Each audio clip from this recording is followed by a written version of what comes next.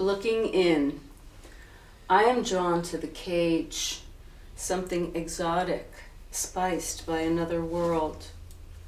A kind of lovebird. When one turns away, the petals of the palest cream rose bloom on its neck. How can a yellow so electric be pastel? This is the underlength of a tale. Why this desire to devour them, mouthful of feathers, free them into the vast oblivion that I am? What's there in their wrinkle-lidded swivel vision?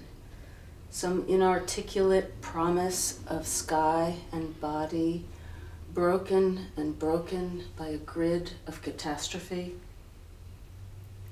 I know a dwarf macaw that sleeps between Elizabeth's breasts, who picks a flake of skin ever so gently with his beak from her nose. Is this how I love? And I have taken a wrong turn and wondered, am I lost or in a blessing? And small with uncertainty, parked the car and entered a steel warehouse door on a barren industrial lane. The sign on the place, this is how we're loved, advertised the one obscure thing I'd been looking for.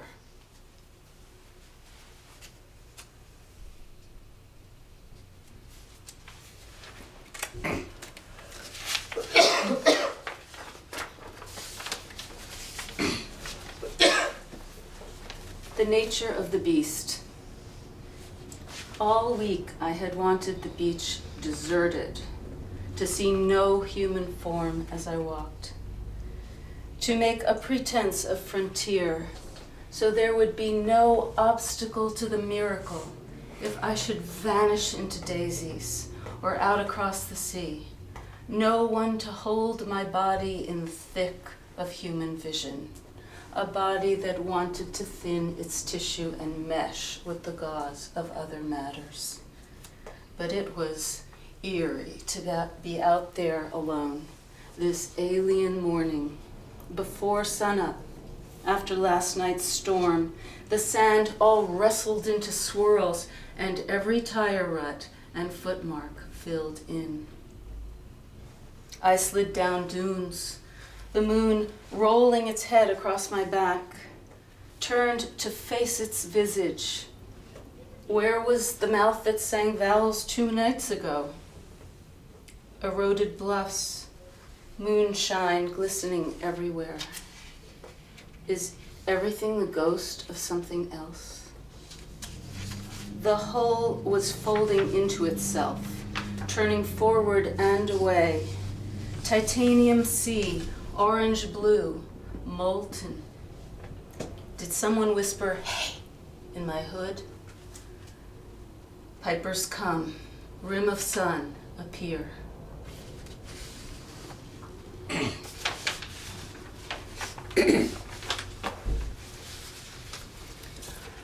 Unkempt graveyard near the shore.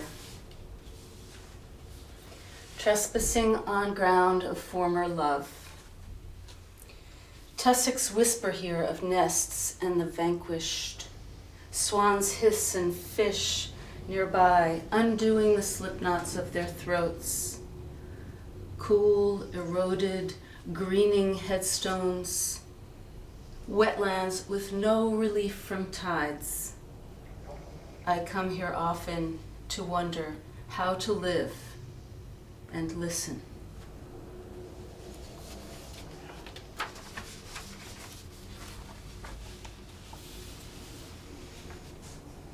Clean.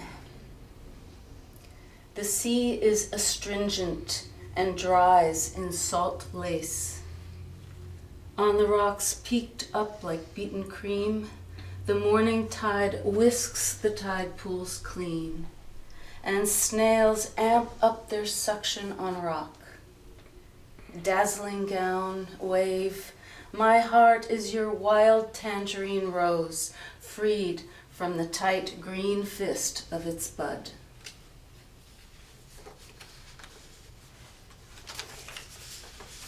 I used to live just across Route 1 in Rye, New York, from a marshlands bird preserve, and the property directly abutted a big golf course. And for a while I wanted to get up before the sunrise because it's just a very, very magical time for the seabirds. They, everything starts happening and they're so excited. And so I would go there at that time and watch the whole process, but I was going to be late this morning and I wanted to just run down the golf course and cut in, and I was completely stopped by seeing a blue heron in the golf course pond. Poised in her elegant lean, watching the underskin of the steaming pond, she is a study in patience. I stand enchanted by her long stillness, my body planted there, fast inside, wondering how badly the water's tainted, considering the perfect lawn all around and what it takes to discipline this wild ground. One quick jab, one tear at the chiffon water, and she is swallowing whole a thrashing fish. Then she moves giraffe-like and quiet, a tender frog gliding towards the other shore where the insects mumble, is scissored quick now in her classical beak. Dark doilies of trees on the water, the fish and frog dissolve inside that fine blue Buddha.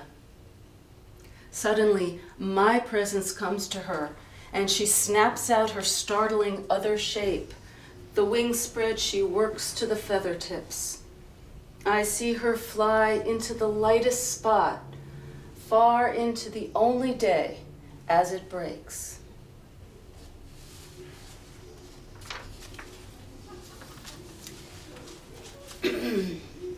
A housewife waters her houseplants. Grabby little roots, succulent and thirsty, seethe in the tense soil she's just watered. Cells of petals, sectioned like tripe, draw trace elements through the pith as a flute lures the cobra. Where the wind blows them together, the leaves slubbing from the sun, the drug that it gives them, kiss and kiss. And the sticky green blood sorts its cache. Some of it stone crushed beyond her ability to see. She wonders, are there impulses in stone that quicken at the root's approach, that hear some call of the green imagining to climb to the endless hidden leaves inside?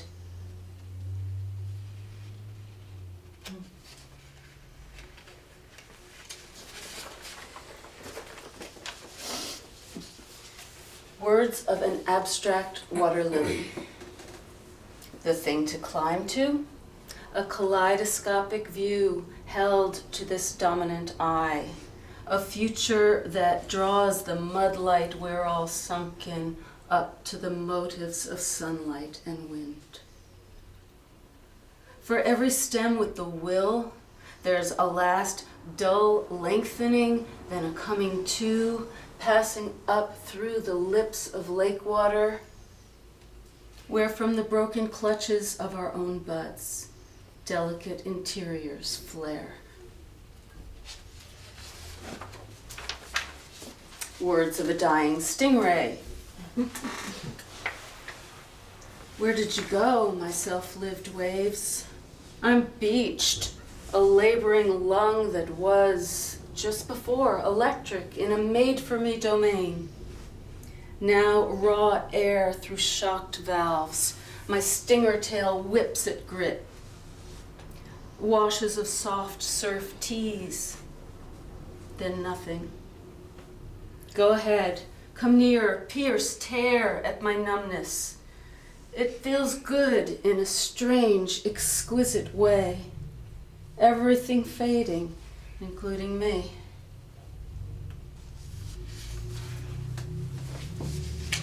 What's going on? Horses mosey across the black lake at the center of the sunflower. I turn away when the pink sun sharpens its claws on the mountain. Light blinks at the tips of leaves that suffer their sights underground. Straw is beaming drum beats back into stars. The zippers of feathers are rejoining for flight. Alone in a beer bubble, a sweating violinist links and undoes a chain of numbers. Shells are building themselves in the sleep of seaweed. It costs too much, so we don't pay attention. A reindeer stag is rubbing moss off its head branch, a weapon whose incipience was pure imagination. Matter imagines its future. This is how change happens. Desire becomes motion, becomes texture in time.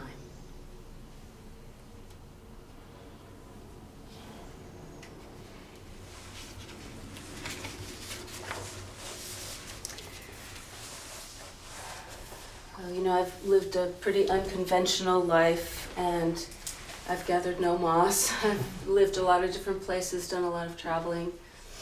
And there was a process of coming to make Vermont my full-time home. I had an apartment in Manhattan for 7 years and was kind of going back and forth. And so the beginning of this poem refers to leaving the urban life, although a lot of the poem refers back to other places I've lived and other times in my life. But it's called My Calling.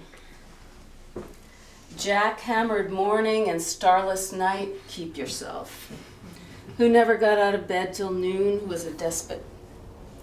A bit of chalk or talc or cake, a small catch or clasp there in a voice I'd grown to love, hardly recollected. Persimmons, heavy in the orchard, glutted with their own starch and sweet water, thud to the ground, split, the pool too cold to go in by then. How does a body cinched into sections like that even talk to itself? 3 ants struggle to drag a dead one. Welters of sorrow rise to pitches that urge even broken wings to fly. I excel at so long. Shadow of the cupola on whitewash across the way. Wood grain in a beat, bleeding a peninsula on the kitchen's center island. The brook racing, tumbling in a gully beyond earshot.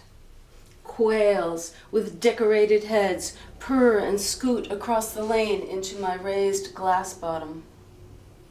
One more dip and turn in this music, and I won't be there ever again. Had I a career, I might be famous for calling in sick.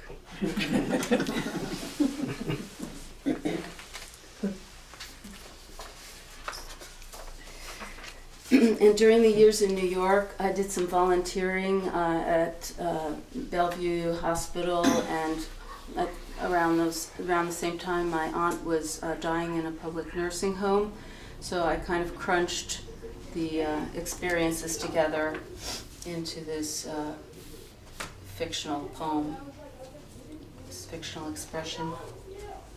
In the public nursing home, I listen, lean closer, sudden rank odor of yellow or missing teeth, dry lips a-quiver in attempts to retaste her past, drawing hard on frayed neurons, scrambled sequences, fugitive faces, her eyes cast down to the right, mistrained, spade in soil, squinting there, watery for fled memory, drowned vocabulary, moist who, what, where, inscrutable steam.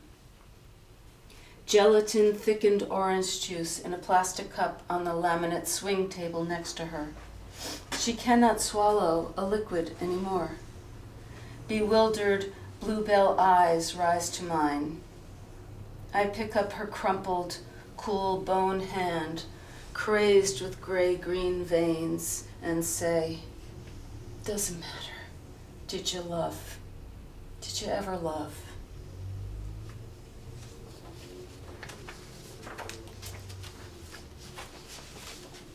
Like most of us, I'm really concerned about the loss of species and the threat to life on the planet, including ours.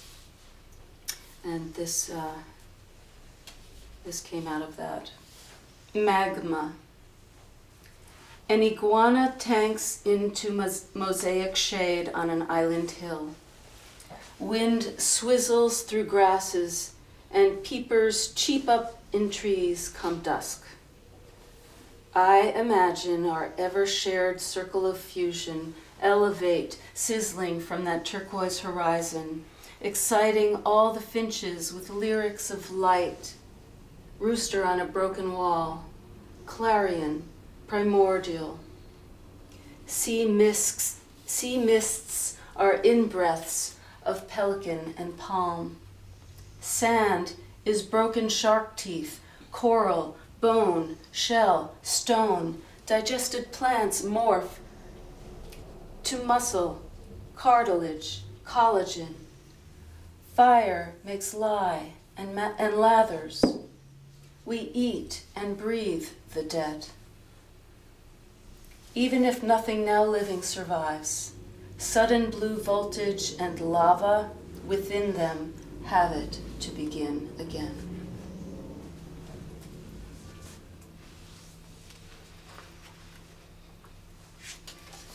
One can only hope. Okay, the title of this is sine qua non, and that's a fairly commonly used Latin phrase that directly translates to without which not. So we say sine qua non to mean, if you don't have this, you're not going to get that. And for me, this relates to their perception of beauty in everyday life. I stop to eavesdrop on arpeggios of a spotted egg in the grass. My eyes trace up rivers of bark, chest pianoing for the nest, green flutter there. And later, when I add a silver bowl of oranges to a blue-white tablecloth washed with flutes of violet light, a bow draws low across a cello, and tomorrow dew warms to nothing in nasturtiums, honey from a turn of spoon, needles into teacups of ghosts and violas. And this is the last poem. I don't know if you know that song from Camelot, that famous musical. I'm not a good singer, but if ever I should leave you, it wouldn't be in springtime. It goes through the different seasons, and this poem is my homage to the natural world, particularly the forest and the forest's love for its creatures. If ever. Sop, loam, humus drawn upon by trout lilies, ramps, spring beauties, and towering forms that share themselves with moss, beetle, fungi, lichen. Roots wriggle in concert with bird dreams of woven strings and vines tucked in cruxes. Glittering, star-lustered insects munch on plentiful leaves, take wing, get eaten. Tree massacred by woodpecker teen, none worrying. Seed pods split, a rousing wind wakes, silks shining. Forest sees all at once, with owl eyes, fox, deer, porcupine, mine. Are they mine or just the earth's? White bark, shaggy bark, vertical bark, gnarly bark. russet floor. Then air from north. Snow crumples on rill stones, ice wafers trickle unders. New sentience soon unfurls. Tender orange newts bust out everywhere. Forest singing, never would I leave you.